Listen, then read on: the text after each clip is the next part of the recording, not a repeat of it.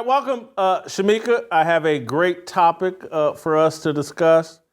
It's involving JJ Redick and a woman that some people are calling Jessica Smollett. I believe, let's see if I can pronounce her name, Halleemah Nash. I guess that's the guess I'm taking. Maybe it's something else, but Halleemah Nash. Who knows? Halleemah Nash, we'll call her. She says she went to college at Duke University at the same time as JJ Redick, who has recently been named the Lakers head coach. He's been in the news. And she tweeted out on the day that JJ got this job as the Lakers head coach, "I've only been called the N-word to my face by a white man once in my life, and it was on the campus of Duke University while I was doing work with the basketball team. And today, he was named the new head coach of the Los Angeles Lakers." What a world. So then I think she sent a follow-up. For context, this was years ago, and I'm a believer that we all have space to grow, especially from our college level maturity. We live in a world where these exchanges happen and the intersection of race and privilege and lack of accountability all collided with that presser. So that's Mrs. Nash. JJ, denies it, says, it didn't happen. Your thoughts here? She laid in the cut for nearly 20 years before unveiling her one encounter with being called the N-word by a white man. Clearly, she's acknowledging she's routinely called the N-word by black men and black people, and she's used to that. Anyway, your thoughts here. Is this Jessica Smollett? If I took a stab at her name, I would say Halleemah. But yes, I'm going to go with Jessica because why is she saying this now? Did she fall off the face of the earth? Because we know JJ didn't. It would be different if he was one of these people that you said, I wonder whatever happened to that guy, JJ Redick. He's been in the public eye ever since. And now she's deciding that she wants to say something. In my opinion, it's either a lie or we don't care because she's looking for 15 minutes of fame. She only deserved 2, and she's already had a minute and a half. Let's wrap it up. I'm not buying it. Here's what I think is a possibility. There's a possibility that nothing happened. It's a total fabrication. But there's a 25% chance if we dial the clock back 20 years ago, she's working with the basketball team. And all these basketball teams, they just love to play rap music in the gym. And JJ being a young guy, maybe he's rapping along. And maybe he uses the N-word in the rap song. And then hey, don't do that. And he raps along to it again. And in her mind, oh my God, what a crime. I just heard a white man say words that I hear every single day from my black friends. That's as far as I can go with it. But, a high profile Duke basketball player, I think that team was in contention for national championships or maybe even won one. It just doesn't make sense for him to do something like that. Could ruin his career and reputation. I just don't see it. What I find most interesting about this, and no one will discuss it, but this is a woman that went to Duke and has clearly spent some time in the South. And she's actually saying that, and so she's around JJ's age. That puts her late 30s, early 40s, I would assume. And only once in her life has a white person called her the N-word.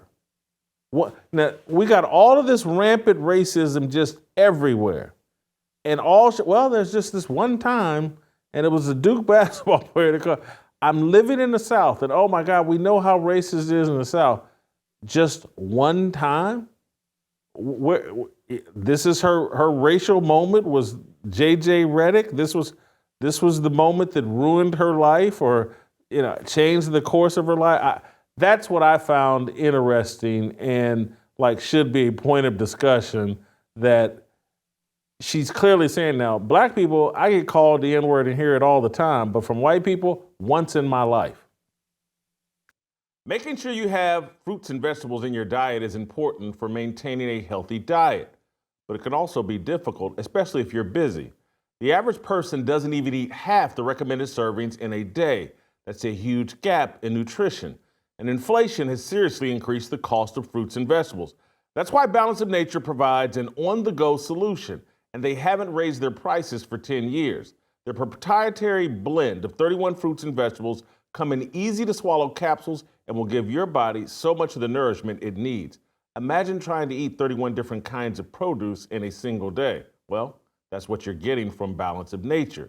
Fruits and veggies. When you go to balanceofnature.com, you'll get 35% off plus $10 off any additional sets with your first order as a preferred customer by using my discount code FEARLESS. That's limited to 5 sets, but you'll save a ton of money while getting the fruits and vegetables you need in your diet. Make a splash into the summer with Balance of Nature supplements.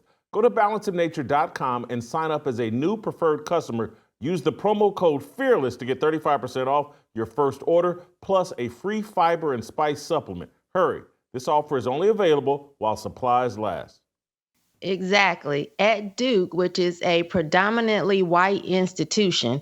So, wow, this shows us that this racism that they continue to try to push down our throats as if it's everywhere we turn doesn't exist. And I'm going to go with you. Probably all of the rap music that's been going on, I would even say maybe he was playing with her and it had been allowed at other times, or she even allowed it this time because she definitely didn't say anything that we know of prior to her tweet. So if he did say it, this was the relationship that you all had, or he felt comfortable and you never said anything, because we've had women to come out and say something against Duke athletes before. We all remember Crystal Mangum. Now, it didn't go over so well for her, but women have came out and said something. So if this was really a thing, she would have said something years ago, and this would be us saying, oh yeah, we remember her saying this before. I'm right here in Durham. Never ever heard it about JJ Redick. So if this was the case, I feel like I would have gotten some type of, something about it, but I heard nothing about it. So to me, this is just the relationship they had. I'm going to be honest. I've had some white friends, don't start to count them, that have said the N-word. Don't try to figure out who it is. And it just is what it is. It has never really bothered me. It's not something that people just sit around and say all the time. But my grandmother always told me that an N-word was an ignorant person. So it's not even been something that I've been looking for people to say to be offended by. I just don't believe this girl. I think she wanted attention. It was the perfect time. She could have said it last week or 2 weeks ago. She waited until he was named coach for the Lakers and he was all in the news to get some attention on herself. In Durham and in your experience in North Carolina, how commonplace is it for you to hear a white person use the N-word in a derogatory fashion? I'll just start there. In a derogatory fashion, and then just to hear them use the N-word in any context. I've never heard a white person say to me in a derogatory fashion, or anybody I've been around. I've never heard that ever in all of my years, and I've been here since I was born. So I've never heard it. Have I heard people say it the same way Black people use it? I have, but I've never heard them trying to be condescending or demeaning. No. So I'm thinking about my own life, and the only times I can remember the N-word being used is in fight type situations. Oh, we about to square up and fight, and some white guy may try to provoke or thinks let me call him the N-word, blah, blah, blah. So fight situations, I've seen it. I've shared stories on here about me and my buddy Tim when I was in college. some guy's driving by in a car when we're walking through Muncie and shouts the N-word, and we hopped out and wanted to fight him, or what? Hopped out of our car, wanted to fight him, or whatever. And then there is one incident that where I can remember the N-word being used in a very derogatory fashion by someone who I knew well.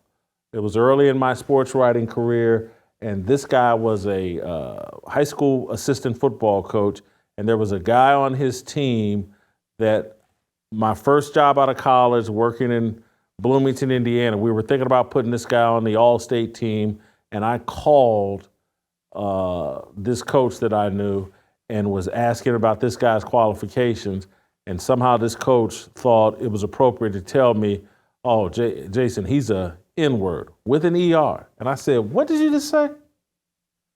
And he circled back, yeah, he's a blah, blah, blah. And I said, do you know who you're talking to, man? What? Blah, blah. I knew this guy. And that ended our relationship. And I ended up, this kid that he's talking about ended up being a Ball State football recruit.